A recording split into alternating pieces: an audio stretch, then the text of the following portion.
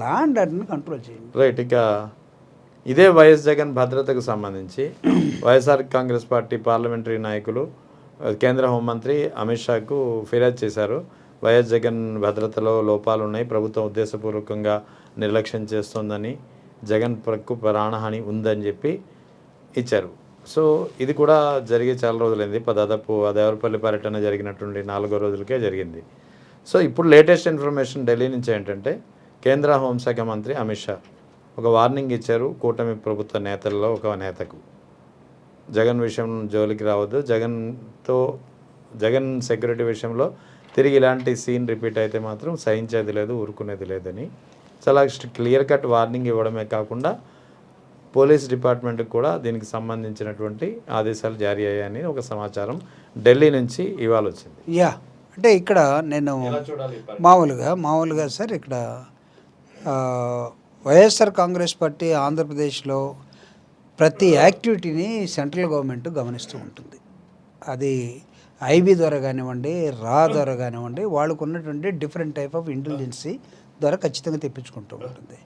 వాళ్ళకి క్లియర్గా తెలుసు వాట్ ఈజ్ జగన్, జగన్తో ఉండే జనం ఏంటో వాళ్ళకి తెలుసు. జగన్కి ఇక్కడున్న ప్రభుత్వం ఎంత జగన్ పట్ల ఎంత కేర్లెస్గా ఉందో కూడా వాళ్ళు గమనిస్తూనే ఉన్నారు. రీసెంట్గా మా పార్లమెంటరీ ఎంపీలు వాళ్ళు రాజ్యసభ లోక్సభలో ఉన్నటువంటి ఒక డెలిగేషన్ సుబ్బారెడ్డి గారి నాయకత్వంలో ఏం జరిగిందంటే, దాదాపు వినుకొండ జరిగినటువంటి ఘటన దగ్గర నుంచి, అంటే ఈ ప్రభుత్వం వచ్చిన 2 నెలల తర్వాత జగన్మోహన్ రెడ్డి గారు బయటికి వెళితే వీళ్ళు చేసిన దాష్టిగా ప్రతి ఈవెంట్ని మేము రికార్డు చేసి దాన్ని ఒక రిప్రజెంటేషన్గా ఇవ్వడం జరిగింది. వాళ్ళ నోటీసులో ఉంది ప్రతి ఈవెంట్కి. కానీ మేము ఇప్పుడు ఫస్ట్ టైం మేము కంప్లైంట్ చేసాం. ఎందుకు చేసాము? జగన్మోహన్ రెడ్డి గారి హెలికాప్టర్ దగ్గర నువ్వు అసలు ఒక్కళ్ళు కూడా లేకుండా చేసి నువ్వు ఒక లెటరు లా అండ్ ఆర్డర్ చూడాల్సిన police, central government law and order చూడాల్సిన హోమ్ మినిస్టర్కి ఖచ్చితంగా వీళ్ళిద్దరు కనెక్టివిటీ ఉంటుంది. సో ఇంత ఇర్రెగ్యులర్గా ఇర్రెస్పాన్సిబుల్గా వీళ్ళున్న నేపథ్యంలో మేము అక్కడ కంప్లైంట్ చేసాం. ఎస్, అమిత్ షా చాలా క్లియర్గా విన్నాడు. ప్రతిపక్ష పార్టీ నాయకుడికి అసలు ఇంత దారుణమైనటువంటి ట్రీట్మెంటు మీరు ఎలా అతన్ని నెగ్లెక్ట్ చేస్తారు? ఒకవేళ ఏమైనా ఈ జడ్ కేటగిరీలో ఉన్న వ్యక్తి అండి, ప్రాణహాని ఉందా లేదా జగన్మోహన్, నాకు తెలిసి దేవుడి దయ వల్ల జగన్మోహన్ రెడ్డి గారిని ఎవరు ముట్టుకోవాల్సిన అవసరం కూడా, ఎందుకంటే అతను ఒక గాంధీ మహాత్ములాగా ఉంటాడు జగన్మోహన్ రెడ్డి. ఎక్కడ ఎవరి మీద కోప్పడ్డు, ఎవరిని కూడా ఏమనడు. మహా అంటే సిస్టమ్ గురించి మాట్లాడతాడు. ఆయన ఓదార్పు యాత్ర 2009 తర్వాత బయటకు వచ్చిన తర్వాత ఆయనతో తిరిగినటువంటి ఒక వ్యక్తి, ఇంపార్టెంట్ వ్యక్తి నేను చెప్తున్నాను. అప్పుడు మాకున్నటువంటి చాలా అంశాల మీద భయం ఉండింది. కానీ ప్రజలు ఎంత గొప్పవాళ్ళు అంటే జగన్మోహన్ రెడ్డి గారికి ఎక్కడ కీడు చేసేవాళ్ళు కాదు. కాబట్టి జనం నుంచి రాదు. కానీ ఎక్కడైనా దుర్మార్గపు ఆలోచన ఎక్కడి నుంచి అన్న వస్తే దాన్ని కనిపెట్టాల్సిన బాధ్యత, అది పెంచుకున్నటువంటి వాళ్ళు ఈరోజు ప్రవర్తిస్తున్న తీరుకి దాన్ని సెంట్రల్ గవర్నమెంట్ కూడా గమనిస్తూ ఉంది.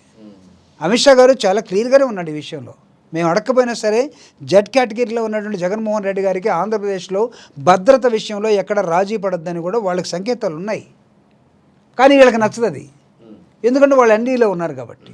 కానీ duty of home department, home ఏం చేస్తుంది, అనేక విభాగాల్లో వాళ్ళకున్న సోర్సెస్ ద్వారా ఇక్కడ ఏమైనా ల్యాప్సెస్ ఉంటే వాటిని సరి చేసుకుంటారు. సరిచేసే క్రమంలో మా వాళ్ళు వెళ్ళి కలిసిన తర్వాత ఇచ్చినటువంటి ఇన్స్ట్రక్షన్స్ వాళ్ళకి మింగుడు పడవు.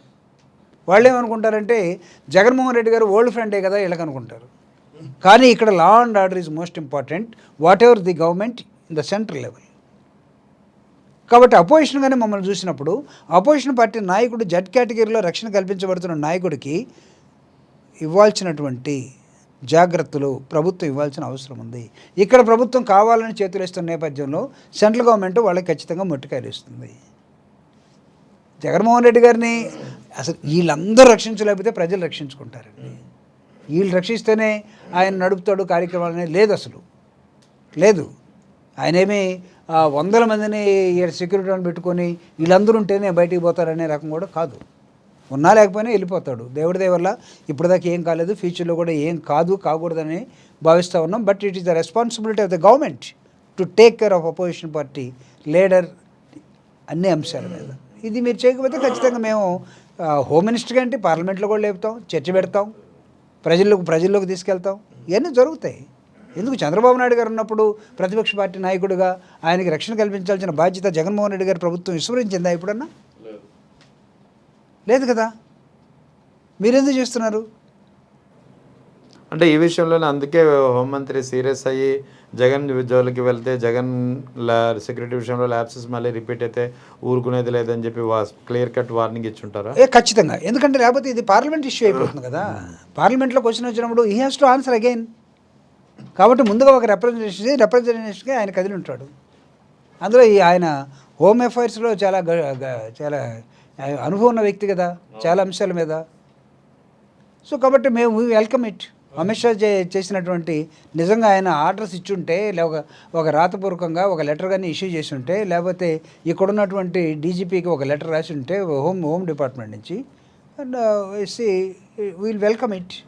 అంటే ఇక్కడ కూటమి ప్రభుత్వం ఏమనుకుని ఉంటుంది, బీజేపీ కూడా మా కూటమిలో ఒక భాగమైనటువంటి పార్టీ కదా, మేము మాకు వ్యతిరేకంగా ఆదేశాలు రావు, అలాంటి పరిస్థితి ఉండదు అని భావించి ఉండొచ్చు. కానీ ఈ టైప్ ఆఫ్ ఆర్డర్స్ వచ్చేటప్పుడు కాస్త షాక్కి గురైనట్టు తెలుస్తుంది. అంటే ఇక్కడ ఏమవుతుందంటే సార్, ఇప్పుడు ధర్మేంద్ర ప్రధాన్ రాజీనామా చేయడం అనుకున్న వ్యక్తి, ఇక్కడ లోకేష్ చేయలేదు కాబట్టి మా ఇష్టం వచ్చినట్టు చేసుకుంటాం, మేము ముగ్గురం కలిసి ఇక్కడ ప్రభుత్వాన్ని ఏళ్తా ఉన్నాం, ప్రజలు ఏమనుకున్నా ప్రతిపక్షం ఏమనుకున్నా మేము వెళ్తానే ఉన్నాం, మేము ఇంకా ఏం పట్టించుకోదలుచుకోలేదు. అట్లనే ఒకవేళ బీజేపీ అనుకుంది అనుకోండి, ధర్మేంద్ర ప్రధాన్ రిజైన్ చేసేవాడా? అక్కడ వాళ్ళు కాస్త డెమోక్రటిక్గా ప్రజా ఒత్తిడికి తలొగ్గి వాళ్ళు ప్రజాస్వామ్యబద్ధంగా ఒక మెట్టు దిగారు.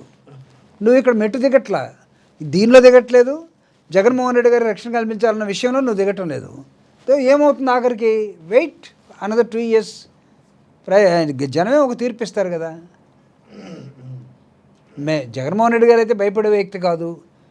ఏదో మొత్తం ప్రభుత్వం మొత్తం సపోర్ట్గా ఉంటేనే, పోలీసులు ఉంటేనే జనం లేకపోతామని. కానీ ఇక్కడ ఏంటంటే మీ నైజం ఏంటో తెలిసిపోతూ ఉంది, మీ ఆలోచన విధానం ఏంటో తెలిసిపోతూ ఉంది. ప్రతిపక్ష పార్టీల్లో మీరు చాలాసార్లు ఉన్నారు, ప్రభుత్వాలు మీ పట్ల ఎలా ప్రదర్శించాయో మీరు ఇప్పుడు ప్రతిపక్ష పార్టీ పట్ల ఎలా ప్రదర్శిస్తున్నారో ఇవన్నీ కూడా లెక్కలు తేలుతాయి కదా. There are people like you, senior జర్నలిస్ట్గా ఉన్నాడు, మాలాంటి వాళ్ళు వచ్చినప్పుడు ఒక ప్రశ్న ఇస్తారు, మాకు తెలిసిన సమాధానం మేము ప్రజాస్వామ్యబద్ధంగా మేము చెప్తాం. అలానే పార్లమెంట్లో దీని మీద మాట్లాడే క్రమంలో చాలా వినయంగానే ముందుగానే హోంమంత్రికి తెలియజెప్పాలని మా వాళ్ళు ఉంటారు. వెళ్ళిన వాళ్ళకి వచ్చినట్టు సమాధానం ఇది మీకు మింగుడు పడకపోవచ్చు. కాబట్టి దీన్ని ఎలా తీసుకుంటారు? జగన్మోహన్ రెడ్డి మళ్ళీ బీజేపీతో కలిసిపోతున్నాడు, బీజేపీ వాళ్ళు జగన్మోహన్ రెడ్డితో టచ్లో ఉన్నారు. అందుకే కదా మన భోగాపురంలో అవసరానికి మించి మోతాదుకి మించి డోసు ఇచ్చింది పొగట్టంలో, ఒకరికొకరు పోటీపడి. జగన్ సెక్యూరిటీ ల్యాబ్సెస్ విషయంలో ఈ జరిగినటువంటి చర్చలో రాష్ట్రంలో జరుగుతున్నటువంటి రెడ్ బుక్ రాజ్యాంగం కూడా చర్చకు వచ్చినట్టు తెలుస్తుంది. సార్ ఆ రెడ్ బుక్ అనేది నేను దాన్ని రాజ్యాంగం అన్నా, కానీ ఆ రెడ్ బుక్ ఏదో ఒకటి రాసుకున్నారు వాళ్ళు. దాని ప్రకారం వాళ్ళు చేస్తూ పోతే మాత్రం ఇప్పటికే జనంలో పలసన అయిపోయారు. ఏమైనా డైలాగులకి ఆ రోజు రాసుకుంటున్నానంటే పనికొచ్చి ఉంటుందేమో, కానీ దీని ప్రకారమే నేను పరిపాలిస్తున్నానంటే ఆల్రెడీ మీరు డైల్యూట్ అయిపోయారు. కాబట్టి దాన్ని చూసి అసలు భయపడే ఏదైనా జరగాలంటే జరిగేది కూడా కాదు. ఈరోజు వైఎస్ఆర్ కాంగ్రెస్ పార్టీ ఉక్కు మనుషుల్లాగా తయారైపోయాడు. ప్రతివాడు ఏం చేసుకుంటారో చేసుకునే దశలోకి వెళ్ళిపోయి, అంటే మీరు చేస్తున్న రెప్రెషన్ ఏదైతే ఉందో వాటన్నిటినీ ఎదుర్కొందాం అనే దశలోకి వచ్చేసిన తర్వాత ఇంకా what else you can do. కాబట్టి మీరు రెడ్ బుక్లు రాసుకున్నా, ఇంకో బుక్లు రాసుకున్నా రాసి పెట్టుకుని ఉంటుంది. దానికన్నా భద్రం కదా కంప్యూటర్లో పెట్టుకుంటే. పుస్తకం ఇవ్వడం తీసుకుపోవచ్చు, సిస్టంలో ఉంటే మీ చేతిలో ఉంటుంది కదా. ఈ 2 ఏళ్ల ప్రభుత్వంపై వివిధ అంశాలలో వ్యతిరేకత కనిపిస్తుంది. ఇంకా 3 ఏళ్ళు ఉంది. ఈ 3 ఏళ్లలో ఏం జరిగే అవకాశాలు ఉన్నాయి అంటే ఏం చెప్తారు? అంటే నాకు తెలిసి ప్రభుత్వం దగ్గర డబ్బులు లేవు సార్. వాళ్ళు ఇచ్చిన ప్రామిసెస్కి అంటే there is a mismatch. ప్రజలకి మీరేం చేశారంటే జగన్మోహన్ రెడ్డి గారి కన్నా మేము ఎక్కువ ఇస్తామని ఎలక్షన్ టైంలో గెలవటం కోసం మీరు ఇష్టం వచ్చినట్టు చెప్పేశారు. మీరు గెలిచారు అనుకుంటున్నారు, ఎలా గెలిచారు అనేది మళ్ళీ పక్కన మాడదాం. గెలిచారు అనుకున్నారు, ప్రభుత్వానికి వచ్చారు. గెలిచిన తర్వాత నుంచి మీరు ఇస్తానన్నది చేయకపోగా, చేయలేకపోయిన దాన్ని ప్రజలకు డైరెక్ట్గా చెప్పలేక ఇబ్బంది పడుతూ ప్రజల్ని ఇబ్బంది పెట్టే దశలోకి వెళ్ళిపోయారు. మీ దగ్గర డబ్బులు లేవన్న సంగతి మీరు అప్పుడప్పుడు మాత్రమే చెప్తా ఉన్నారు. మీరేం చేశారు? సంపద సృష్టిస్తాం అంటే మీరే డబ్బుల్ని ముద్రించి మీరే జనాలకి మీరు కూర్చోండి మేము మీకు అన్నీ ఇస్తామని చెప్పే దశలోకి వెళ్ళిపోయారు మీరు. ఇప్పుడు ఏమంటున్నారంటే చాలా కష్టం. ఇప్పుడు దాదాపు 3,65,000 కోట్ల రూపాయలు అప్పు చేసేసారు. అప్పు ఇచ్చేవాడు కూడా పుట్టడం లేదు. ఇంకొకరు 3 సంవత్సరాలు నడపాలి. 3 సంవత్సరాల్లో నాకు తెలిసి మీకు అప్పు ఇవ్వడానికి ఎవడు రాకపోవచ్చు. అప్పుడు ఏం చేస్తారంటే ఇంతకుముందు వెనిజులా లాగా, శ్రీలంక లాగా తయారవుద్ది ఆంధ్రప్రదేశ్. అప్పుడు టోటల్గా you have to rise your hands. చేతులు ఎత్తేయాల్సిందే మీరు. చేతులు ఎత్తేసినప్పుడు ప్రజలు ఏ విధంగా అర్థం చేసుకుంటారు? అందుకే ప్రజల్లో